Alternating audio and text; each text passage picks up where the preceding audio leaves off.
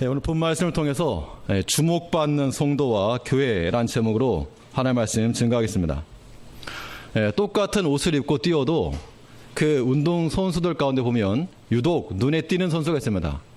뭐 축구를 한다 그러면 같은 유니폼을 입고 뛰어도 뭐 공간 능력이라든가 패스하는 타임이라든가 아무튼 유독 눈에 띄는 선수가 있게 되면 그러한 사람들은 스카우터들에게 눈에 들어가서 더 좋은 팀으로 옮겨갈 수 있는 가능성이 큽니다.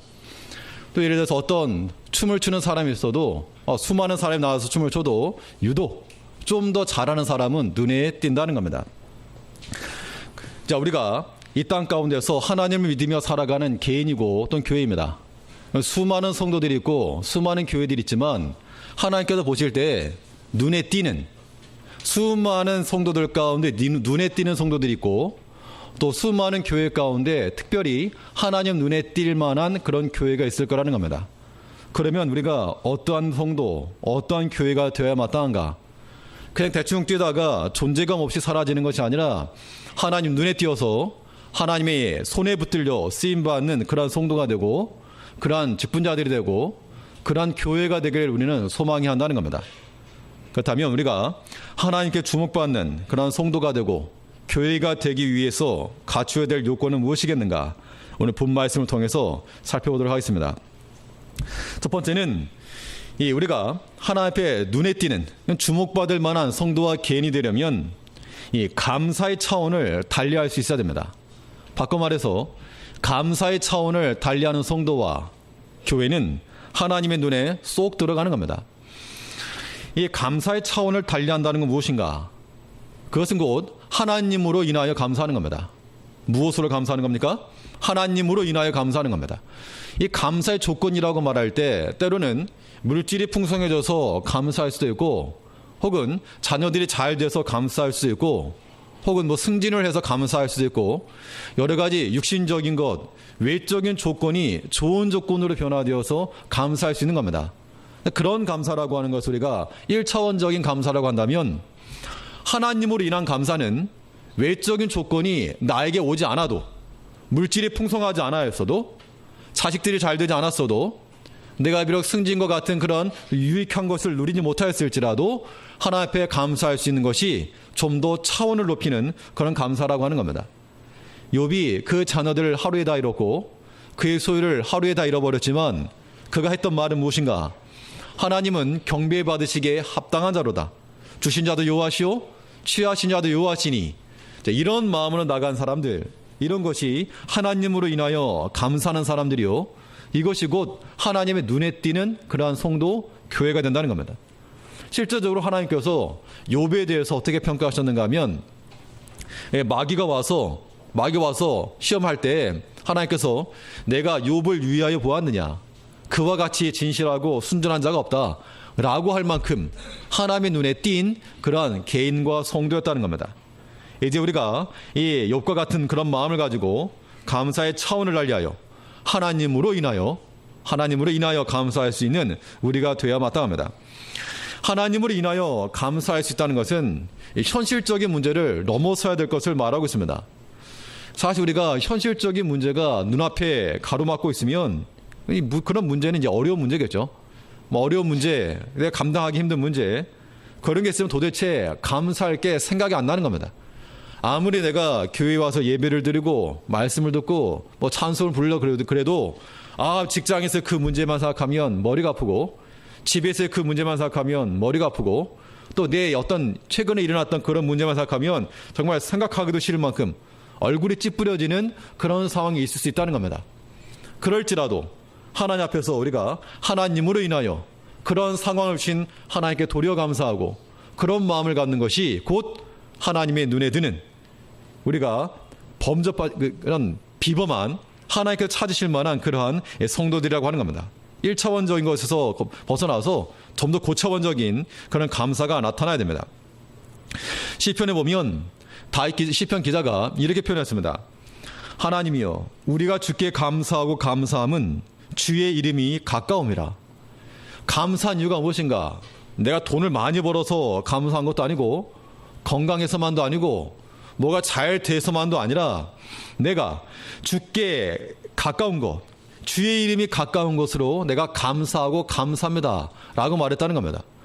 우리가 하나님을 섬기되 가까이서 섬기고 하나님의 친근한 백성이 되고 또 하나님께서 은혜를 주셔가지고 더 직분을 주셔가지고 더 주의 일에 힘쓸 수 있는 그런 기회를 주셨으면 주께 감사하고 감사하는 이런 고백들이 나와야 한다는 겁니다.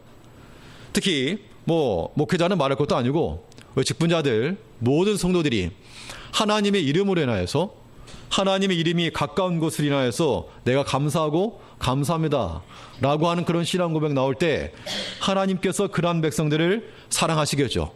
하나님께서 그러한 백성들을 멀리하지 아니하실 거라고 하는 겁니다. 그런데 우리가 이런 신앙 고백은 없고 하나님을 알긴 아는데 하나님을 알되 하나님을 영화롭게도 아니하고 감사치도 아니하고 그런 자들의 특징이 무엇인가 하면 마음이 허망하여지고 어두워졌다 그랬습니다. 로마서 1장의 말씀에 보면 저희가 하나님을 알되 하나님으로 영화를 돌리지도 않고 하나님께 감사하지도 않고 도리어 마음이 허망해졌다. 우리가 다 하나님을 섬기는 백성들입니다. 지식적으로는 신구약 성경을 우리가 잘 압니다. 그럼에도 불구하고 하나님을 안다라고 말하면서도 하나님을 영광스럽게 또 하나님 앞에 감사치도 않는다면 그 마음은 어떤 마음인가? 허망한 마음이요 어두워진 마음이라고 하는 겁니다. 이제 우리가 이런 모습에서 벗어나 하나님을 알되 하나님께 영광을 돌리고 하나님을 알았으므로 하나님 앞에 감사할 수 하는 그러한 믿음의 백성들, 그런 교회가 되어야 마땅하다는 겁니다. 성경상에서 하나님을 사랑하며 살아갔던 사람들의 특징을 보게 되면 하나님에 대해서 어떤 마음을 갖는가 하면 하나님에 대해서 부끄러워하는 마음이 아니라 자랑스러워하는 마음을 가졌습니다. 하나님이 나의 자랑이 되고 하나님 내게 기쁨이 되고 그럴 때 그 안에서 하나님께 대한 감사가 나왔다는 겁니다. 시편 44편에 보면 우리가 종일 하나님으로 자랑하였나이다. 우리가 하나님의 이름을 영영히 감사하리다. 하나님 섬기는 것이 좋아야지 감사가 되는 것이고 하나님 섬기는 것이 내게 참된 기쁨을 줘야지만이 기쁜 겁니다. 그러므로 여기에서 이제 분별이 되는 것이죠. 형식적인 신앙인과 형식적인 종교인과 참된 신앙인의 차이는 하나님을 사랑하고 하나님을 좋아하고 또 하나님으로 인하여서 자랑이 되고 이런 모습이 우리에게 있는가 아니면 그냥 무늬만 그러한가 우리 자신을 살펴야 한다는 겁니다. 감사의 이유가 하나님인 사람은 그렇지 않은 사람과는 정말 비교할 수 없는 그런 삶을 살 것입니다. 감사할 게 무엇이 있는가 한번 적어보시오라고 말하면 감사 제목 100가지 100가지도 못 갈 겁니다. 한 서너 가지 쓰면 더 이상 쓸 게 없어가지고 난 뭘 감사하지? 이렇게 생각되는 경우가 많다는 겁니다. 이제 우리 결실의 때가 되고 또 이제 추수감사절도 다음 달 있을 것이고 한데 나는 과연 무엇으로 감사한가? 이거 한번 체크해 보시기 바라겠습니다. 무엇으로 감사한가? 그 감사하다는 제목이 10가지 이상이 수월하게 나가면 참 하나 앞에서 제대로 산 겁니다. 10가지가 아니라 우리는 20가지, 30가지 이상이 돼야 될 터인데 실상은 감사할 거 생각해 보라 그러면 기억이 안 나는 겁니다. 내가 건강해서 감사할 것도 아닌데 건강한 것도 아닌 것 같고 그러다 내가 지금 돈이 많은 것도 아닌 것 같고 애들이 잘 되는 것 같지도 않고 또 뭐로 감사하지? 무엇으로 감사할 것인가? 감사할 게 없으면 누구로 감사합니까? 하나님으로 인하여 내게 이 건강 혹은 약함을 주셨을지라도 하나님으로 인하여 감사를 하고 내게 비록 궁핍함이 임하였을지라도 하나님으로 인하여 감사하며 나가는 사람들, 이런 사람들은 하나님께서 참으로 기뻐하실 만한 하나님께서 찾으실 만한 그런 백성들이라고 하는 겁니다. 그러므로 감사의 차원을 달리하되 하나님으로 인하여 감사할 줄 아는 우리가 되어야 마땅하고 또 우리가 감사의 차원을 달리한다는 것은 우리 생각의 방향을 바꾸는 겁니다. 모든 일에는 이 양면이 있어가지고 좋은 면과 안 좋은 면이 동시에 존재합니다. 빛과 어둠이 동시에 존재하는데 어두운 것만 자꾸 보고 안 좋은 것만 보는 사람에게는 계속 안 좋습니다. 그런데 좋은 것을 보려고 하면 비록 안 좋은 면, 어두운 면이 있지만 좋은 것을 보기 때문에 계속해서 그 방향으로 나아갈 수가 있고 감사할 수 있다는 겁니다. 우리 3절 말씀 보시면 내가 너희를 생각할 때마다 나의 하나님께 감사하며, 지금 바울 사도가 누구에게 보낸 서신가 하면 빌립보 교회에 보낸 서신입니다. 빌립보 교인들에게 지금 편지를 보내면서 너희를 생각할 때마다 내가 하나님께 감사한다. 그런데 이 감사할 수 있었던 조건이 있었는가? 조건을 말하자면 빌립보 교회가 세워졌을 때 참 기적적으로 세워졌었고, 이 빌립보 교회의 도시 전반적인 특징이 뭐라 그랬습니까? 로마 시민권, 로마 시민이라고 하는 그런 자부심을 가지고 살던 백성들이었기 때문에 그 사람들이 아무튼 그런 육신적인 자부심을 가지고 있었고, 그 도시에 하나님의 교회가 세워진 겁니다. 그거 참 대단한 건데, 또 바울이 로마 감옥에 갇혔을 때 내 필요한 것을 제공했던 사람이 너희밖에 없다. 그러고 보면 이 빌립보 교회는 이 바울을 끊임없이 지원하고 후원하였던 교회라고 보여집니다. 그런데 이 교회에 심각한 문제가 하나 있었는데, 그 문제가 무엇이었는가 하면 분열했습니다. 분열. 하나 되지 못함. 오늘 찬멸 찬양대 이 본 말씀을 간파했는지 모르겠지만 하나 되지 못하고 서로 다퉜다 그랬습니다. 특히 빌립보 교회는 이 여성 파워가 강했던 교회로 보여지고 있는데, 그 초창기 때 루디아를 통해서, 루디아 하면 그 장사, 옷감 장사. 보통 이제 그 장사를 한다, 세일즈를 한다 그러면 보통 이게 얌전하고 순하고 이렇지는 않습니다. 물론 그럴 수 있지만 어떤 그런 사람을 상대하고 물건을 팔아야 되기 때문에 좀 강한 면, 멘탈이 강한 면이 있죠. 그러면 이 루디아도 그러니까 물론 성심성의껏 교회를 섬기고 아볼로에게 가르칠 만큼 신앙적 지식도 뛰어났지만 사업적 수완이 뛰어난 걸 보면 분명 그도 잠잠하거나 조용했던 사람 아니었을 겁니다. 루디아에 어떤 문제가 있었다는 건 아니지만 이 뒤에 보면 유오디아와 순두계라고 하는 두 사람이 나옵니다. 성경상에서 유일하게 두 사람이 이름을 지칭하면서 내가 유오디아를 권하고 순두계를 권하노니 너희가 한 마음을 품어라. 얼마나 싸워댔으면 유오디아와 순두계, 너네 정말 혹시 모르죠. 그 교회에 영향력이 있던 뭐 전도의 회장급 될지 모르겠습니다. 그런데 그런 사람들이 서로 반목을 하다 보니 교회가 평안할 리가 없다는 겁니다. 단지 두 사람만의 문제가 아니었죠. 두 사람만의 문제가 아니라 유오디아와 순두계가 있으면 그 사람들의 가족들, 가족, 남편이면 남편, 자녀면 자녀, 혹은 유오디아면 뭐 유오디아와 친분이 있던 사람들, 순두계면 순두계와 친분이 있던 사람들, 이렇게 되다 보면 교회가 어떻게 되는가? 두 분야로 쪼개지는 겁니다. 쪼개지는 거. 교회에 이렇게 분파가 생기게 되고 서로 나눠지게 되면 기쁠까요? 안 기쁠까요? 당연히 안 기쁘죠. 당연히 안 기쁩니다. 그럴 때는 정말 교회에 나가고 싶은 마음조차도 사라지게 될 그런 상황이기 때문에 심각한 문제라고 하는 겁니다. 지금 빌립보 교회가 그런 상황에 처했다는 겁니다. 그럼에도 불구하고 바울은 이 빌립보 소도에서 보낼 때 너희들이 그러고도 신앙인들이냐? 지금 분명 2절 1절 하반절에 보면 감독들과 집사들에게 편지한다 그랬기 때문에 이 편지를 수신하는 너희들 가운데 감독들 혹은 집사들, 지도자들 위치에 있는 그들에게 보낸 서신이기 때문에 똑바로 해라. 이런 책망의 말이 먼저 나간 것이 아니라 도리어 감사함을 말하고 있습니다. 이 감사는 현재 너희가 서로 분열하고 있는 것, 그걸 감사한다는 게 아니라 이 교회가 초창기에 어떻게 세워졌는가, 하나님께서 정말 기적적으로 이 교회를 세워나가셨던 것들, 그것을 지금 상기시키고 있는 것이고, 또 지금 서로 분열하고 있지만 그럼에도 불구하고 하나님께서 이 교회, 이 빌립보 교회를 세워나가고 계시지 않는가. 비록 사람들 사이에서는 지금 반목과 서로 이 다툼이 있을지 모르지만 그럼에도 불구하고 이런 연약하고 약한 사람들을 통해서 하나님께서 이 교회를 지금까지 유지해 나가고 계신 것, 그것에 대해서 지금 감사하는 마음을 하고 있다는 겁니다. 그러니까 이 바울의 하나님 앞에 감사한 내용은 분열과 다툼과 현실적인 그 문제만을 본 게 아니라, 사실 우리가 교회 내에서 좀 뭐 말을 잘한다 혹은 뭐 똑똑하다는 사람들은 그런 거 지적합니다. 교회가 다 썩었다, 아니면 교회에 뭐 문제가 많다, 뭐 아무튼 이런저런 문제 가지고 상당히 말이 많고, 요즘은 이제 최근에 들어서는 이 종교인 과세 문제로 이 기독교에 대한 굉장한 또 안티 세력들이 또 활기를 치고 있습니다. 어두운 것만 자꾸 보니까 그런 거죠. 그런 교회 어두운 면만 있는 게 아니죠. 분명 교회 어두운, 원래 인간적인 약함 때문에 어두운 부분이 없지 않아 있는 게 사실이고 분명 우리가 회개해야 될 부분이지만, 그러나 그렇지 않은 부분도 분명히 있는 겁니다. 그럼 우리가 어떻게 해야 되는가? 좋은 면, 하나님께서 역사하시는 면, 이 긍정적인 면, 그걸 바라봐야 된다는 겁니다. 그럼 만약에 바꿔서 이 빌립보 교회는 그러다 치더라도 우리의 관심은 빌립보 교회에 있는 게 아니라 어느 교회에 있겠습니까? 우리의 관심은 제일 교회에 있어야 되겠죠. 옆에 있는 교회도 아니고 제일교회 있는데, 그럼 제일교회를 성도님들이 판단하실 때 우리 제일교회는 어떠한 교회인가? 기도하실 때마다 감사가 넘칠 것인가? 물론 현실적인 측면을 보았을 때 문제가 되는 것도 있겠죠. 또 부족한 면도 없지 않아 있다는 겁니다. 사실입니다.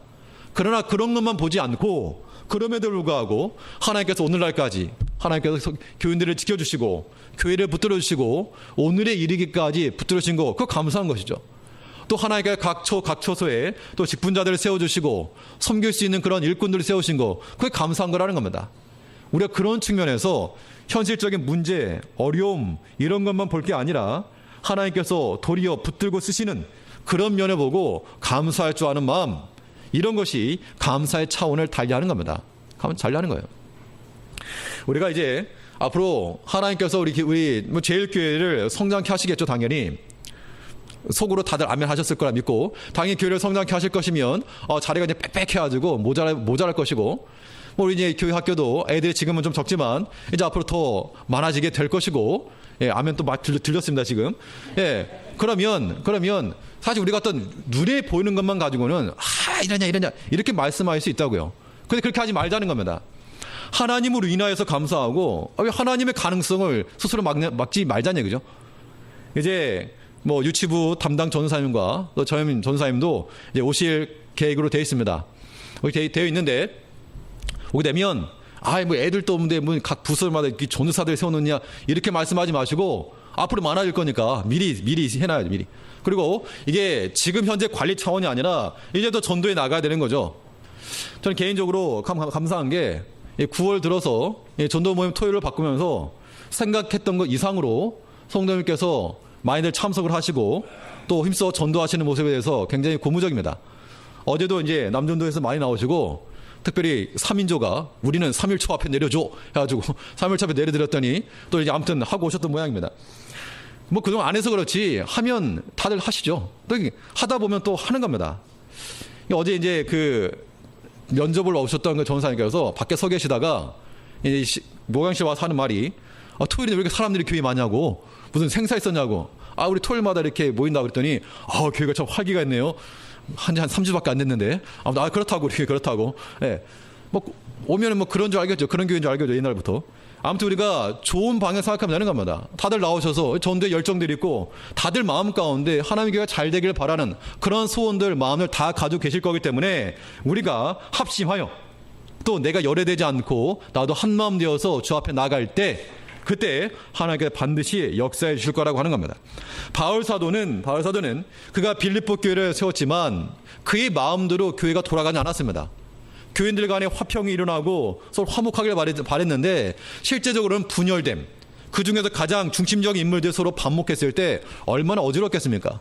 그럼에도 불구하고 내가 너희를 생각할 때마다 하나님 앞에 감사한다 라고 하는 것으로 위로하였고, 하나님께서 지금도 역시 너희 가운데 역사하고 계시다 라고 하는 것을 증거했다는 겁니다.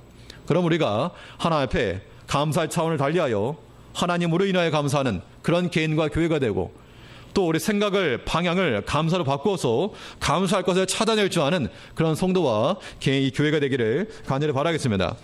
둘째로, 우리가 하나님께 주목받는 그런 성도와 개인이 되기 위해서 또 어떠한 요건을 갖춰야 되겠는가? 두 번째로 생각해 볼 수 있는 것은 이 기도가 기쁨이 되는 성도와 교회가 되어야 됩니다. 기도가 무엇이 되는? 기쁨이 되는, 기쁨과 즐거움이 되는. 사실 우리가 어떤 공부해라 해서 공부하는 게 아니죠. 공부해라 아무리 좋은 조건을 갖춰놨어도, 예전에 그 상대원에 있을 때 또 이제 좀 부유하게 사셨던 그런 가정이 있었습니다. 그 전원 마을에 좋은 집을 짓고, 그 집에 이제 애가 하나 있었는데 고등학생인데 와서 하소연 하는 거예요. 집에서 공부하면 집도 넓고 개미 새끼 한 마리 없고 조용한데 꼭 도서관에 가서 공부하려고 그런다고, 독서실 가서 음악 들으면서, 뭐 방이 넓고 개미 새끼 한 마리 없고 조용하다고 해서 공부하는 게 아니라 자기가 필요하면 공부하는 겁니다. 필요를 느낄 때 공부해야 되겠다라는 걸 느끼든가, 아니면 참 공부하는 게 재밌다라고 하는 느끼면 아무리 시끄러워도 자기 혼자 하는 겁니다. 근데 그런 기쁨과 맛을 알지 못하기 때문에 조건이 있어도 안 하는 거죠. 책이 없어서 공부 못하는 애도 없습니다. 그런 애들 있으면 뭐 제가 책은 사줄 테니까 데려오십시오. 책이 없어서 공부 못하는 애 없습니다. 안 할라 그러니까 그렇지. 어떤 일이든 강요로 억지로 되지 않습니다. 기도가 기쁨이 된다는 것도 우리가 하나님 믿는 백성들로서 당 기도해라, 기도합시다라고 말하지만 이것도 억지로 될 수 있는 게 아니라는 겁니다. 뭐 기도가 돼야 기도를 하지. 눈은 감고 있을 수 있지만 기도가 안 나온다는 겁니다. 기도가 기쁨이 되려면 말 그대로 기도를 통한 기도의 맛과 기도의 재미를 알아야 되는데, 이 기도의 맛과 재미는 어떻게 알 수 있는가? 이거는 방법은 하나밖에 없습니다. 기도를 하고 응답에 대한 경험이 있어야 됩니다. 기도를 했을 때 왜 기도에 대한 응답이 오게 되면 정말 기도하면 되는구나, 기도하면 되는구나 라고 하는 것을 깨달은 백성들은 기도하지 않을 수가 없는 겁니다. 이것도 마치 묵은지가 오래되면 아무튼 오래되면 될수록 깊은 맛을 내는 것처럼 하루 어제 저녁에 기도했는데 오늘 되는 거, 이건 조금 위험하고, 정말 오랫동안 기도한 거, 1년 전, 한 5년, 10년 동안 기도했던 것들이 10년 뒤에 이루어진 것을 보게 되면 정말 이것은 우리가 그런 걸 생각하면 정말 소름이 돋을 정도입니다. 그런 경험들이 있을 때는 기도하지 마시오 그래도 뭔 소리냐 하고 기도하러 나오는 겁니다. 우리의 실제된 그런 경험들이 약하고 부족하기 때문에 못하는 건데, 그래서 이건 받은 자들만 아는 기쁨이라고 하는 겁니다. 우리 기도가 기쁨이 되기 위해서는 기도의 맛을 알고 재미를 알고 응답을 받아야 되는데, 그러기 위해서는요 힘써 기도해야 돼요. 힘써 10번 해서 한 번 응답 받으면 아무튼 많이 집어 던져야 됩니다. 그래서 기도할 때는 어떻게 기도할 것인가? 힘을 써서 기도하라 그랬습니다. 우리 4절 말씀 보시면 바울 사도는 이 기도함에 있어서 정말 기쁨과 즐거움으로 기도한다 그랬습니다.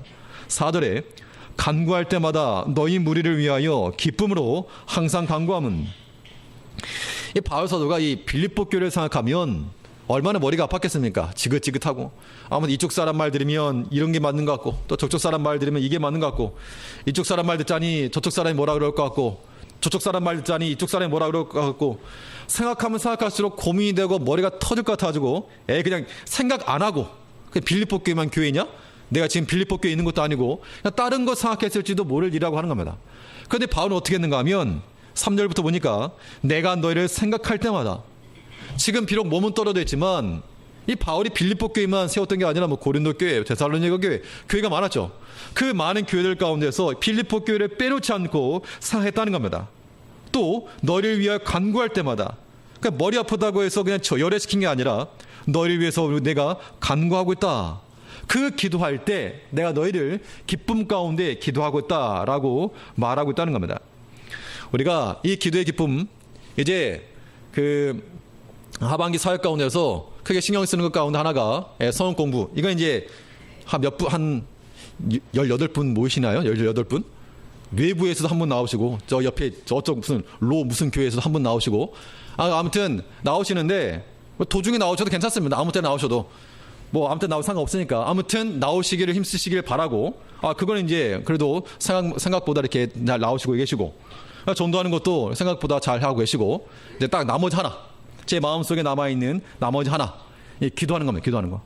기도하는 거. 특별히 새벽 기도에 여러 번 말씀드리죠. 새벽에 나오시는 힘들지라도 근처 교회를 나가시거나 아니면 새벽 예배 말씀 매일 업로드하고 있는데, 제가 살펴보니까 대형 교회, 우리 이름 되면 알만한 대형 교회들은 새벽 예배 올라오고 웬만한 교회들은 다 안 올라옵니다.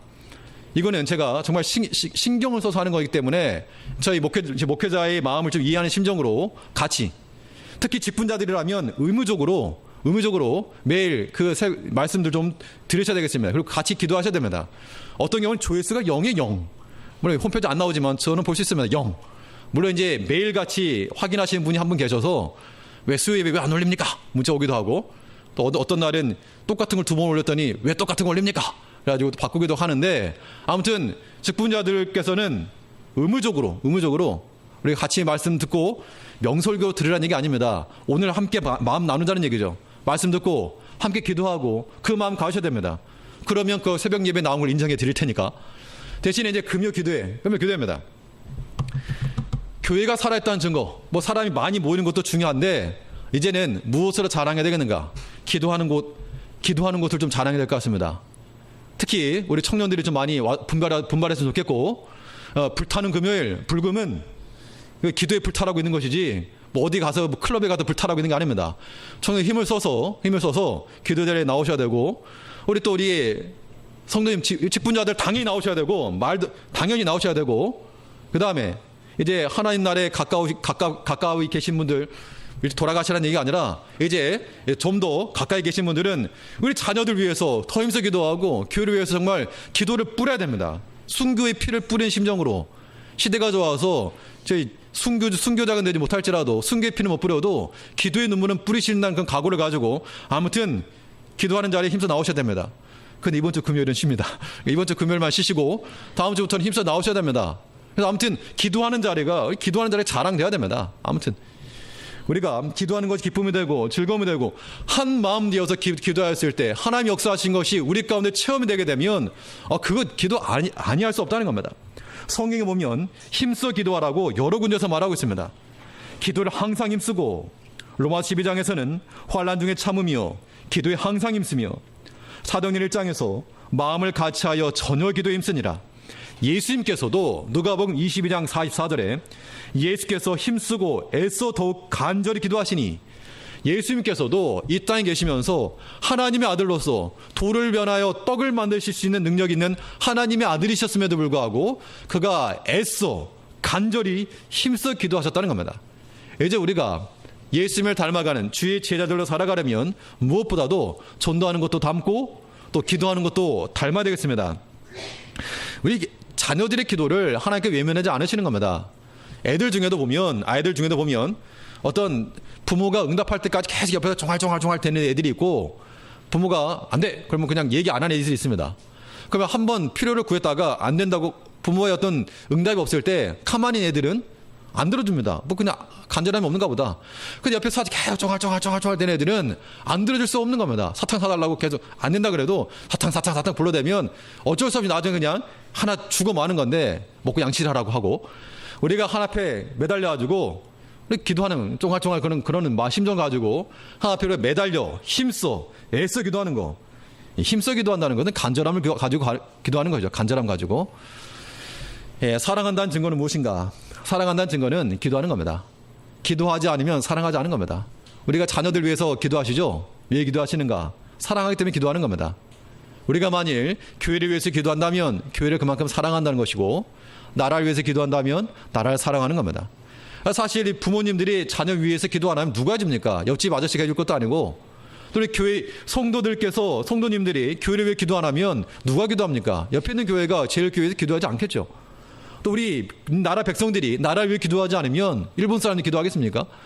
하나님께서 우리에게 주신 모든 환경과 모든 관계 속에서 기쁜 마음을 가지고 사랑하고 또 기도해 줄 수 있는 우리가 되어야 됩니다. 기도가 기쁨이 되는 그런 성도와 개인이 되기 위해서, 교회가 되기 위해서 기도에 힘을 써야 될 뿐만 아니라 또 하나 중요한 건 무엇인가? 우리 4절 말씀 다시 보시면, 간구할 때마다 너희 무리를 위하여 기쁨으로 항상 간구함은. 바울 사도가 지금 누구를 위해서 기도하고 있습니까? 자기 자신의 개인을 위해서 기도하고 있는 것이 아니라 빌립보 교회를 위해서 기도하고 있습니다. 바울이 처한 상황은 감옥에 있는 겁니다. 감옥에 갇혀 있을 때 무슨 대통령처럼 어떤 독실에 앉아가지고 영화도 보고 그런 게 아니라, 그 당시 감옥이라고 하는 것이 전깃불이 있겠습니까? 난망이 있겠습니까? 물론 어느 정도 자유가 있을지 모르겠지만 그 감옥에 있다라고 하는 것이 육신적으로는 편치 않은 그런 환경인 건 분명합니다. 자기를 위해서 기도해도 모자랄 판에 지금 바울 사도는 다른 사람을 위해서 기도하고 있죠. 즉 기도가 기쁨이 되기 위해서는 다른 사람을 위해서 기도할 수 있어야 한다는 겁니다. 나만을 위해서가 아니라 믿음의 형제를 위해서, 다른 사람을 위해서 기도할 수 있을 때 그 기도가 확장이 일어나는 것이고, 그 기도가 깊어지는 것이고, 또 그러한 사람의 기도를 하나님이 들으시고, 내가 다른 사람을 위해서 기도했지만 하나님께서는 나를 주목해 나가실 거라고 하는 겁니다. 우리가 사실 사랑한다라고 하는 게 원수를 사랑하라 하셨는데, 지금까지 원수를 지냈는데 어떻게 사랑합니까? 그건 어렵겠지만 쉬운 방법, 그것은 곧 기도입니다. 사랑의 기도는 용서죠. 용서, 죄 용서. 그때 우리가 기도할 때 저 사람이 내게 분명 잘못한 게 있고 실수한 게 있고 부족하지만 하나님께서 용서해 주시고 또 깨닫게 해주시고 또 바른 마음 갖게 해주시고 관계 회복이 일어나기를 기도해 준다면 하나님께서 그러한 백성들 눈에 찾으실 겁니다. 하나님께서 찾았다 하실 만큼 유레카와 같은 그런 외침과 같이 여기 찾았네, 여기 정말 기도하는 사람 찾았네, 하나님의 그런 마음 가지고 나갈 거라고 하는 겁니다. 사도행전 13장에 보면 하나님께서 다윗을 가리켜 말씀하시기를 내가 이새의 아들 다윗을 만나니 내 마음에 합한 사람이라. 이걸 이제 제가 표현하고 싶은 표현으로 말하면 찾았다. 찾았다. 아, 여기 있었네. 하나님을 이렇게 사랑하는 사람, 내 마음에 합한 자, 또 이렇게 열심히 기도하는 자, 여기걸 찾았네라고 하는 하나님의 그런 감탄과 감동함이 나타날 수 있도록 우리 제1교회 속한 모든 성도님들이 하나님 앞에서 기도에 열심을 하고 또 기도로 서로 사랑하며 또 섬길 수 있는 그러한 기도하는 일꾼들 될 수 있기를 간절히 소망이 할 거라고 하는 겁니다. 우리가 서로 간에 시험에 들지 않기를 구하고 우리 자신도 마찬가지고 또 우리가 반목하지 않고 서로 혹시라도 그런 반목이 있다면 하나됨을 추구하고 내 손가락을 잘라내면 손가락이 아픈 게 아니라 내가 아픈 겁니다. 우리 믿음의 형제들 간에 그런 아픔이 생기지 아니하도록 서로 사랑하고 위하며 이런 다른 사람 위해서 기도해 줄 수 있는 기도의 기쁨이 충만한 개인과 교회가 되어야 마땅할 것입니다. 셋째로 이 하나님께 주목하실 만한 성도와 개인이 되기 위해서 어떤 모습을 추구해야 될 것인가. 셋째는 주의 은혜가 압도하는 성도와 교회가 되어야 됩니다. 이거 한번 따라 하시죠. 주의 은혜가 압도하는 성도와 교회가 됩시다. 주의 은혜가 압도한다는 것은 하나님의 은혜도 있지만 그렇지 못한 것도 있다는 겁니다. 시험도 있고 또 반목도 있고 부족한 것도 있지만 무엇이 더 압도적인가 하면 하나님 은혜가 더 압도하기 때문에 다른 것들을 그냥 쓸고 지나간다는 겁니다. 비가 와서 홍수가 나게 되면 어떤 풀 같은 것들도 그냥 다 쓸고 내려가 버리면 아주 옆으로 누워있죠. 그 물줄기가 세기 때문에 그렇다는 겁니다. 우리 삶 가운데서 여러 가지 아픔도 있고 또 슬픔도 있고 모자란 것도 있고 부족한 것도 있지만 하나님 은혜가 더욱 풍성해지게 되면 그 모든 것들을 다 잠궈버린다는 겁니다. 은혜는 하나님의 선물로서 주시는 것인데 이 은혜라고 하는 것은 때로 어떤 조건에 따라서는 더 많아지거나 풍성해질 수 있다고 성경은 말하고 있습니다. 우리 지난 수요일 시간에 봤지만 베드로서 1장 2절 말씀에 보면 우리가 하나님과 우리 주 예수를 알므로 은혜와 평강이 더욱 많을지어다. 하나님께서 베푸신 은혜와 평강이 더 많아질 수 있다는 겁니다. 그 많아질 수 있는 방법이 무엇인가? 주 예수를 알므로 하나님과의 바른 관계 속에서 은혜가 풍성해지고 또 사람과의 바른 관계 속에서 또 은혜가 더 풍성해질 수 있다라고 하는 겁니다. 그러므로 우리가 하나님 은혜가 우리 삶 가운데 중첩이 되어질 수 있도록 한 사람 한 사람의 그 은혜가 서로 합쳐지고 모아져서 참된 성도 간의 교제, 이 코이노니아가 이루어짐으로 인하여서 그 믿음의 교제로 인한 기쁨과 즐거움이 넘칠 수 있어야 할 거라는 겁니다. 4절 말씀 보시면 5절 말씀 보니까 첫날부터 이제까지 복음에서 너희가 교제함을 인함이라. 지금 현실적으로는 분열이라고 하는 문제가 있었지만 그러나 바울 사도는 현재에 있는 그런 다툼의 모습을 말하지 않고 처음 시작이 어떻게 되었는가, 이 교회가 처음 시작되었을 때 그 열정, 그 하나님의 역사, 그때 그 간절함과 눈물, 그것을 지금 다시 한번 상기시키면서 첫날부터 이제까지 복음 안에서 너희가 서로 교제함을 인함이라. 교제라고 하는 거 성도 간의 교제죠. 성도 간의 교제라고 하는 거 믿음으로 서로 위로하고 또 서로 은혜를 나누고 그렇게 함으로써 은혜가 더 풍성해지고 확대되어진다는 겁니다. 아무튼 우리가 뭐 각 전도회들이 있고 어떤 모임들이 있지만 그런 모임들이 있을 때 우리가 이 은혜가 더 풍성해져야 되겠습니다. 다른 것들, 다른 말도 있고 다른 것도 있겠지만 아무튼 하나님의 은혜가 더 풍성해질 수 있는 그런 말과 그런 계획들, 그런 모습들이 있어야 바로 하나님의 눈에 띄는, 하나님께서 주목하실 만한 그러한 개인과 교회가 될 거라고 하는 겁니다. 이 주의 은혜가 압도한다는 것은 은혜가 풍성해지는 것뿐만 아니라 또 하나 우리에게 은혜가 풍성해져서 결국 뭐 하자는 겁니까? 은혜가 풍성한 결과로서는 시험을 이긴다는 겁니다. 결국 은혜가 압도적이 된다라고 하는 것은 시험을 이겨낼 수 있다는 겁니다. 시험을 이겨낼 수 있다는 것. 이 빌립보 교회에도 이 분열이라고 하는 문제가 있었지만 바울 사람은 분명 믿는 겁니다. 너희가 첫날부터 지금까지 복음에 교제해오지 않았는가? 내가 서로 다투던 자들이 아니다.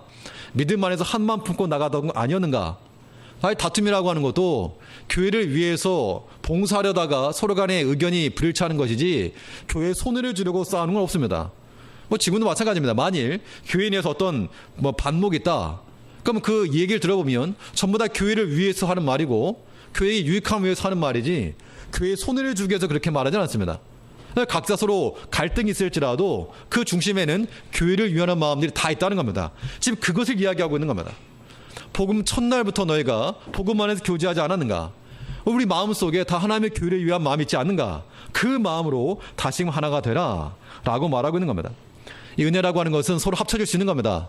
나의 은혜와 또 모든 다른 사람 믿음의 형제의 은혜가 합쳐지게 되면 마치 스크럼을 짜고 나가는 것처럼 모든 사탄과 마귀의 괴계와 공격을 더욱 수월하게 물리칠 수 있는 겁니다. 웬만한 시험거리가 들어와도 나는 비록 약해도 내 주위에 있는 사람들의 위로와 권면과 기도로 내가 바로 서고 다시금 힘써 나갈 수 있다면 그것이 주의 은혜가 충만하고 주의 은혜가 압도하는 개인, 가정, 교회가 된다는 겁니다.